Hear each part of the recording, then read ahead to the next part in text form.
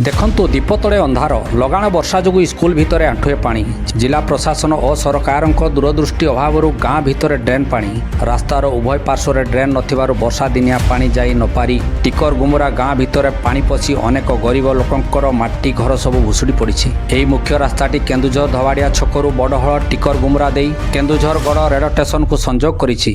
आखपाखरे थिबा स्कूल भितर पानी पशिबारु छात्र छात्री माने चर्म रोग और ज्वरे पीड़ित होउछन्ति। टिकर गुमुरा गाँ लोक पानी घेर बंदी रे रहिथिबा देखिबाकु मिलिछि। एही दूषित पानी रे विषाक्त सर्प मान आसिबारु लोक माने मध्य भयभीत अछन्ति। सेही गाँर रंजन मुंडा, सुखलाल महाराणा, बनी महाराणा, राखाल महाराणा, मारू महाराणा, हाराधन महाराणा, शकुंतला मुंडा, विजय मुंडा, सावित्री पूर्तिको घर सब नष्ट हो जाइछि। जिला प्रशासन दृष्टि दे साहाय्य कले और ड्रेन पानी निष्कासन करागले गाँ लोक उपकृत हेबे बोली दाबी होछि। केन्दुझर जिला राजेंद्र कुमार महाकुडक रिपोर्ट अनंत न्यूज।